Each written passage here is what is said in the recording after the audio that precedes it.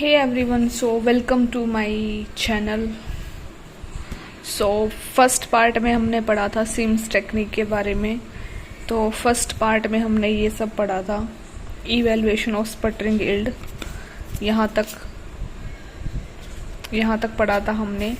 अब इसके आगे कंटिन्यू करेंगे। वो पार्ट 1 था, ये पार्ट 2 होगा हमारा। सो ये भी सिम्स है। SIMS secondary ion mass spectroscopy. So SIMS है सेकेंडरी आयन मास स्पेक्ट्रोस्कोपी। इसमें क्या होता है, surface layer are eroded by the sputtering process.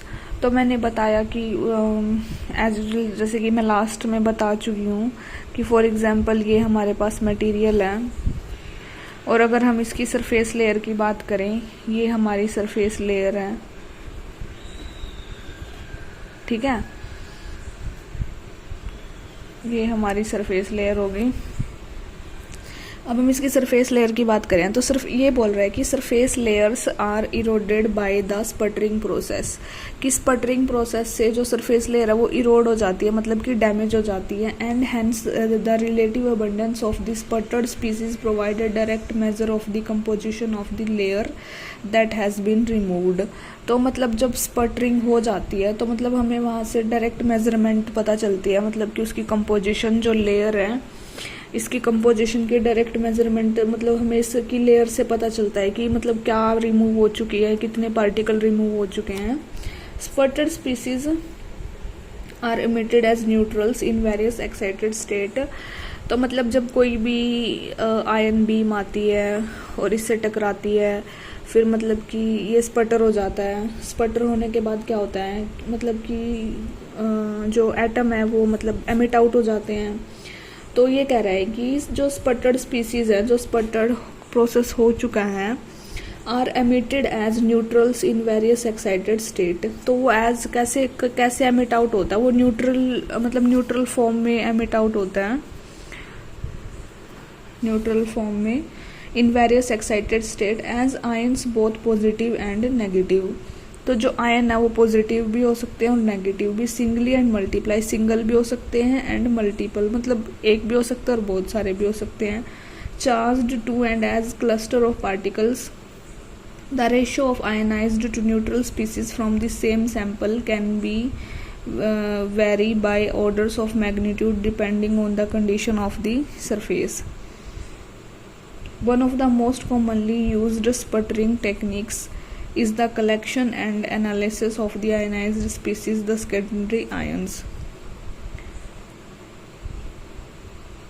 तो ये कह रहा है कि जो सबसे ज़्यादा कॉमनली यूज्ड स्पटरिंग टेक्निक है, मतलब ये प्रोसेस के लिए हम स्पटरिंग टेक्निक का यूज़ करते हैं ना,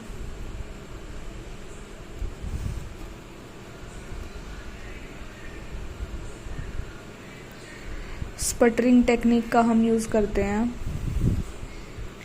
तो जब हम स्पटरिंग टेक्निक का यूज़ करते हैं तो ये बोल रहा है कि one of the most commonly used sputtering techniques is the collection and analysis.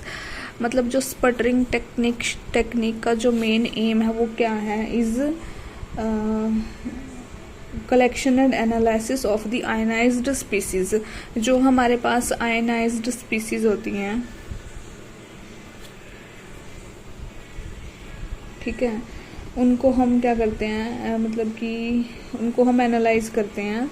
तो मतलब जो आयना स्पीसीज होती हैं उनको हम सेकेंडरी आयंस बोलते हैं।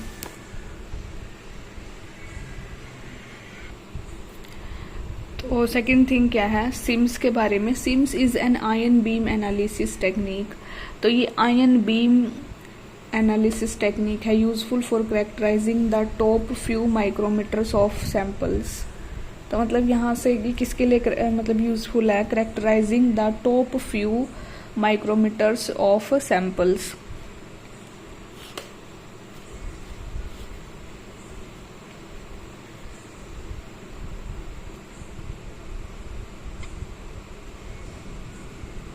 प्राइमरी आयंस ऑफ एनर्जी, जो प्राइमरी आयंस होते हैं ये तो सेकेंडरी आयंस हो गए, ये हो गए सेकेंडरी आयंस क्योंकि विद आयनाइज्ड स्पीसीज के साथ है ये। और अगर हम प्राइमरी आयंस की बात करें, primary ions of energy 0.5 to 20 kilo electron volt. तो जो प्राइमरी आयंस होते हैं वो कौन से होते हैं? O2 positive, CS positive. तो ये प्राइमरी आयंस है O2 पॉजिटिव और CS पॉजिटिव। इनका हम यूज़ करते हैं, are used to erode the sample surface. मतलब ये प्राइमरी आयंस होते हैं O2 पॉजिटिव एंड सीजियम, इसका यूज़ करते हैं हम सरफेस को इरोड करने के लिए। Are used to erode the sample surface, मतलब ये अगर ये हमारा सैंपल है, मतलब मटेरियल